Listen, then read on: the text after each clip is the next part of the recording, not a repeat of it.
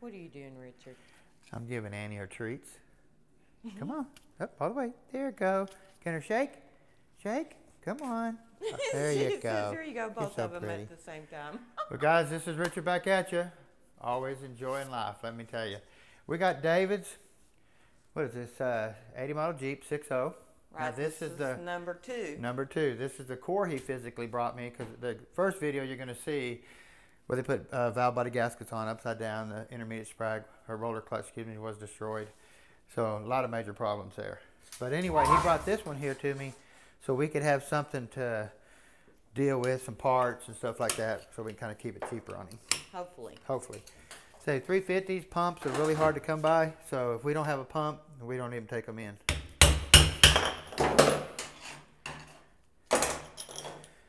Got a really nice looking governor. The gear's starting to wobble. Can you see that, Teresa? It's just barely, but that's enough. Barely. And then a lot of times they start wobbling. This piece here starts wobbling on that. You always want to check that, make sure. Put your new gear on there.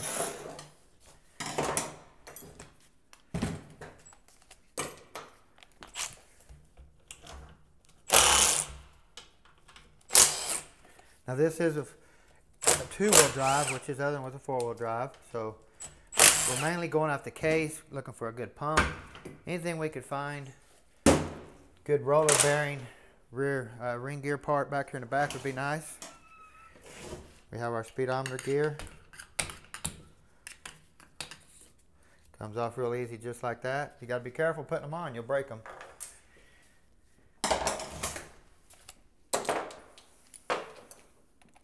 And we have a vacuum modulator on this one.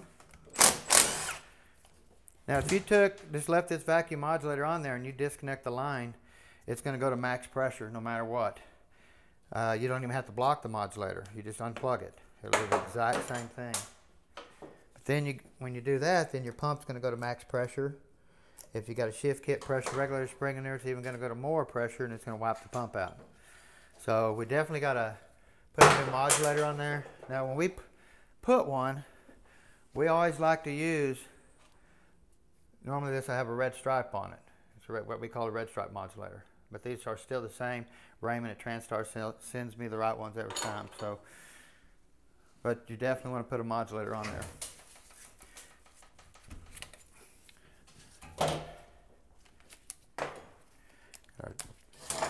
Now this is what we call a passenger cable. It's not a TV cable. A 700's got a TV cable. This has a passenger cable. If you notice when I pull on this, it'll pull there, and then it'll go again. What I talked about, you have a really fine spring, and then it goes into the passenger spring. So anytime we block it in the valve body, we block it to where it holds it back right there. Never go into that part because then it'll hold it in passenger. The train will never shift. We do a lot of cable deletes where we don't ever use the cable no more. If you pull it down into second gear, it's the same thing as going to passing gear. There's no such thing as another gear for passing gear. We're going to be doing the same thing.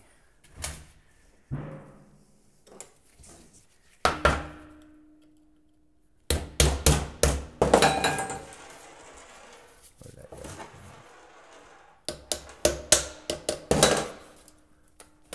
Now they do have a little tiny hole right here too. There's a little hole right here you can take and put like a pin or something through there and it'll push the snap ring out too. See if I got something here. There's a small drill bit. See if it'll go through that hole. See, it'll go through there and it'll push the snap ring out.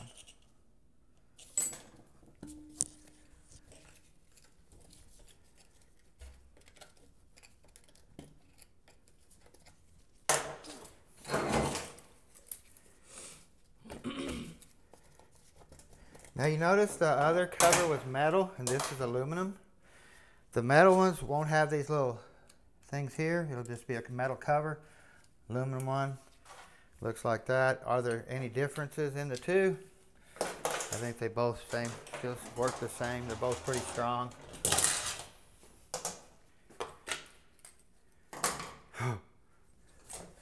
Now I've never seen this before, guys, so I think this train is going to be cooked too. They left the ceiling rings plumb off of it. I've never seen that on a 350. 400, yes. 350, no. And that was never been apart. You got to remember that physically has been together for a long time. You can tell just by looking at the dirt and stuff on it. Excuse me. Sealing ring's totally gone. You want to look at the bore in here where the rings run and make sure it's not scarred up or anything, because if these springs ever break, it just wipes it out in here. So I'm kind of curious to see what this one looks like. Since there were none on there.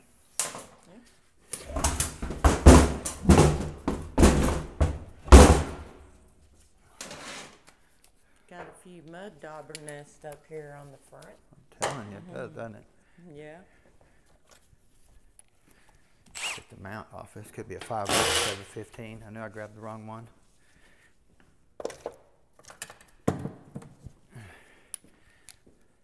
Now he did bring us a really nice Hughes converter too, that when we build the pump back, we'll check the bushing and stuff like that to make sure it's right.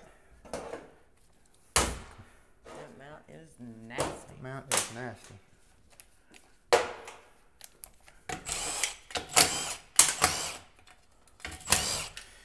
Now we can see wear in the intermediate clutch, the third gear clutch, with that accumulator like that.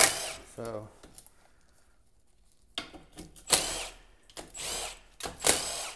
I say, you know, somebody could have took them off just to see if it would help it or something, but it's been a long time since that's been off. It's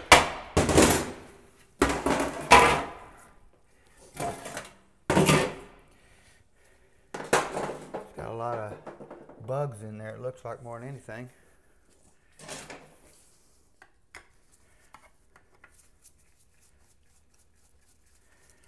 Unless they did something crazy in this case or something to block that accumulator off on the side of the case. What I'm going to be looking for. We have a brass filter here, which are the better ones, but they're bad about doing that. They're really bad about pulling out of where it's been crimped. So, gasket's on right though. Trash. Now this is what I was talking about, setting your detent linkage right here, passing your cable. See how it stops and then goes further? If I'm getting away or taking the cable off, I want to take this, I'll take this out and I'll bend it around this bolt right here where it holds that just like that. You never want to go into there. If you go into there, it'll never shift.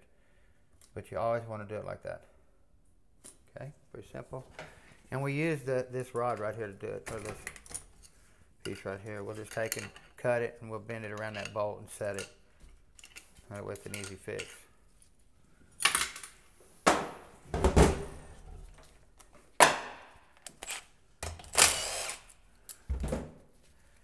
Shifter spring right there, detent, make sure it locks in good. What we do too on these here, if you notice, this piece here slides back and forth. A lot of times this gets bent, and this here, when you move the lever in a certain way, it'll come out. Next thing you know, this falls into the pan. So you can always take this and bend it over to make sure it holds it better, okay? Green spring, factory, pressure spring.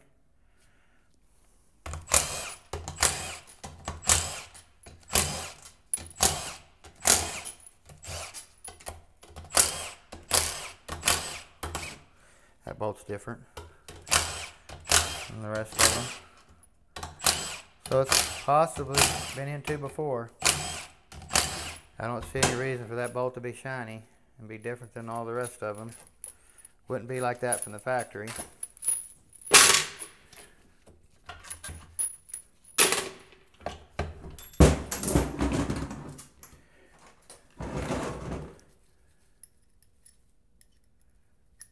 Like that.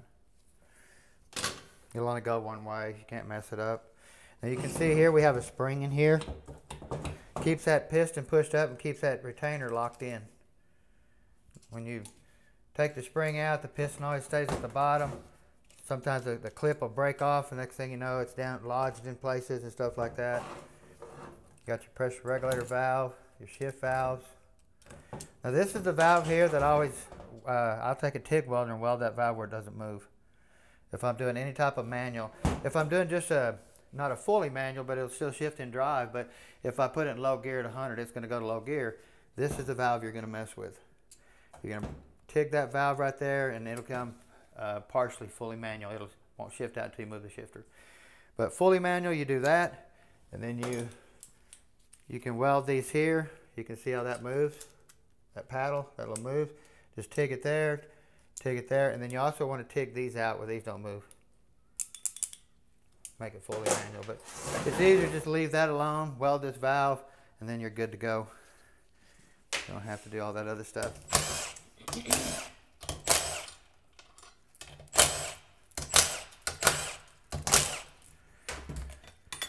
Now you notice here they got the gaskets on right. Here, the top gasket always has this Z in it. That's a pretty easy way to look at it. The bottom one will not. So the gaskets are on right. Anytime we do a performance build, we'll leave these two check balls here in. We will leave these two check balls out. And then these two holes right here, if you lay your gasket over, you'll find it. Drill these holes out here too. Okay, very simple. Got your engine brake band servo here that applies the band. You know, this one here is even different than the other one.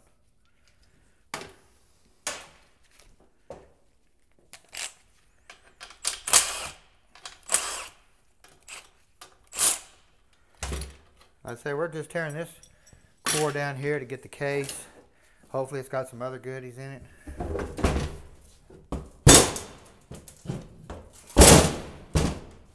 Get our check balls out. Always want to keep them. Crazy, you can actually run out of check balls. Dang, I didn't know I needed to bring my shovel. That's no dirt daubers in there. Yeah.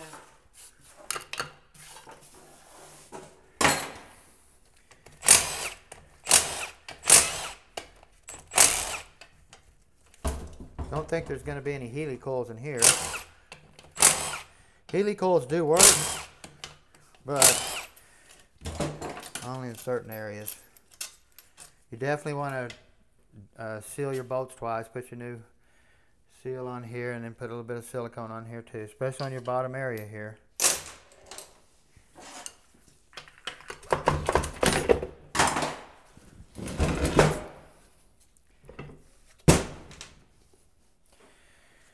Okay, this is the thrush washer I was telling you about that had the little tab that sets in here and keeps it from spinning.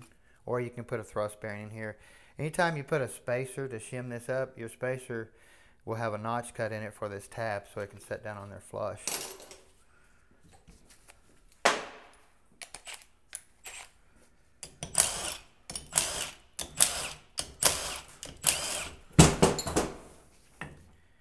Keeping our fingers crossed because we really want to have a nice pump out of here. Our main goal.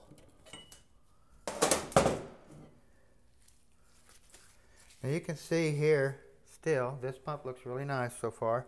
It's a lot darker through here, but you get over here, you see a little light and a little bit lighter color.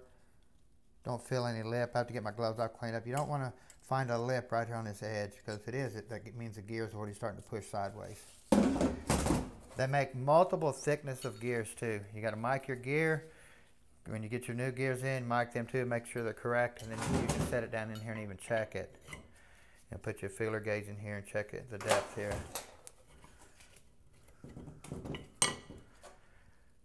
You can see here how deep the converter was setting into the gear. Not very far, maybe halfway. Definitely could have probably went into there with a washer in between the converter and flywheel, pushed in a little farther.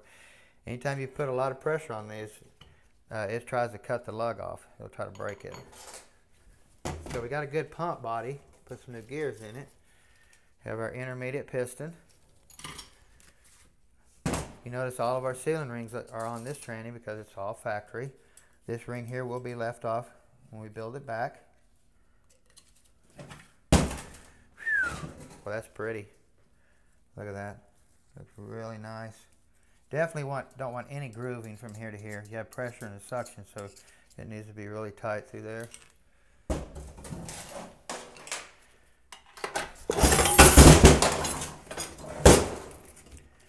we have our intermediate clutches. Of course, we do have 3, which is nice.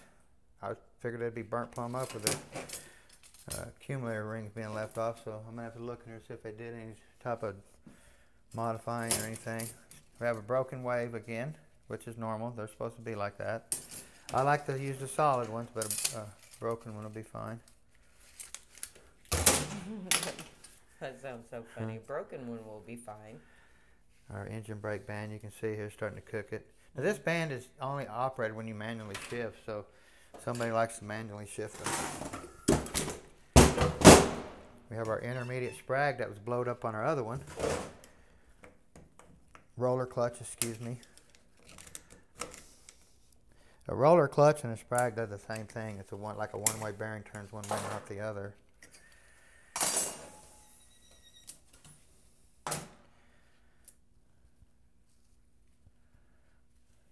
Still all in contact. Remember the other one was exploded. Mm-hmm.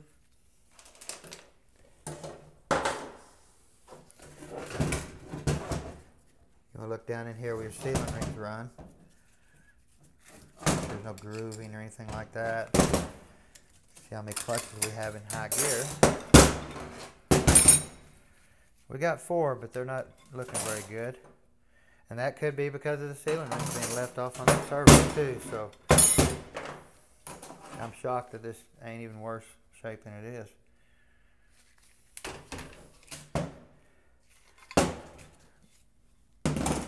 You know what they say about cores, right? Yes. It was working when I took it out. Right. Right? Well, you remember that last core we did for that 700 for that red pickup, how bad that core was. Right. Mm-hmm.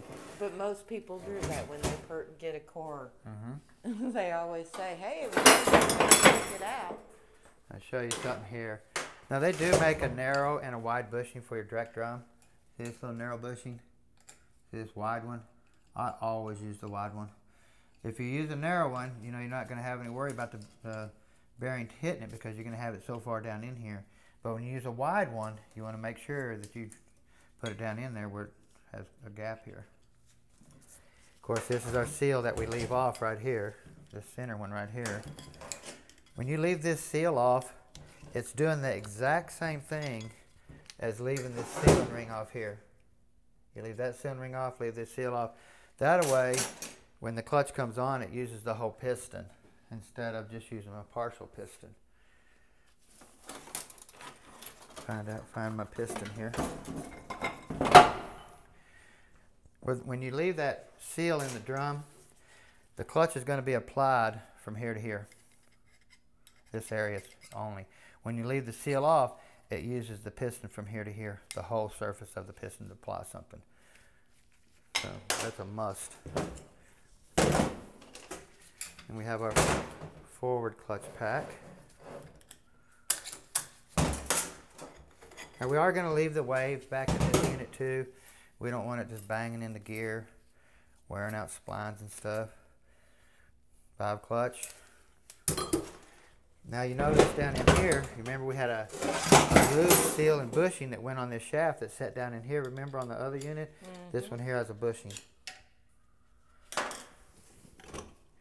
You notice here we have plastic washers instead of brass on that one. They do make plastic and brass here, but they only make brass here on the 4-tab. No plastic.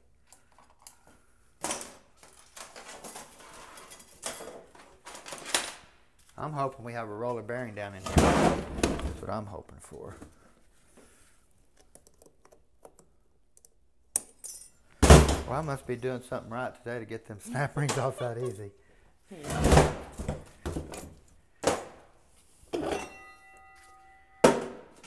Same way, you want to look at your planet, make sure your pins ain't purple, any wobbling or anything like that. Look here where your bushing runs. Shell, make sure it's not stripping, getting really loose. Check your teeth on your sun gear, make sure you're not pitting or anything like that.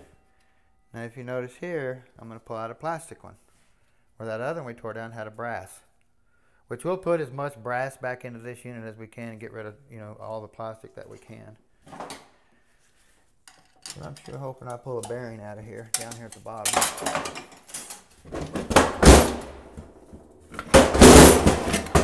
This case is in immaculate shape. Even down here where the center support locks in, everything looks really good. All the lugs ain't cut off. Looks really nice. It's a beautiful case. Winner, chicken dinner. I hope it's got a bearing down in here. It's got a thrust washer. Well, I can look out in the trailer and see what I can find for him. And because we definitely want to put a or a bearing down in here, because this is your first gear. That's where he's going to be loaded a ton on this washer right here, climbing hills and stuff, climbing rocks. So, how many clutches do we got here? So we do have a short piston. We do have 5 clutches in the bottom. Sometimes, like I said, we have a tall piston, might have 4.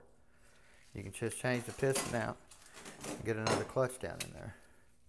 Of course, we have a narrow roller clutch here. We're going to get rid of it and put a wide one. 4L60E, grab it off the shelf, put a new roller clutch in it, put it right in with a wide one. You can even use this inner race steel. So, but a wide will not fit into this narrow body. Okay, got to remember that. And then look at your lower planet too. Now this planet will go against the bearing. It doesn't have to go against the thrust washer. They will retro both ways. So definitely going to get that out of there. You can already see where the tabs are starting to bend. They start bending because of clearance problems. Mm-hmm. You see that? They're bent out. They're not trying to be twisted off. They're physically bent out where this washer come out too far, and it physically almost come plumb out of the locks right here. That's what's going on. Yeah. And that's why it bends the tabs. So we got some good parts, got a good case, got a really nice pump, and that was one thing we were really excited about here. But Teresa, you know we just love you to death. You're the best camera person in the world. Guys, don't forget to go subscribe to our channel, push the notification bell. And Annie's guarding the house. Y'all stay tuned. Have a great day.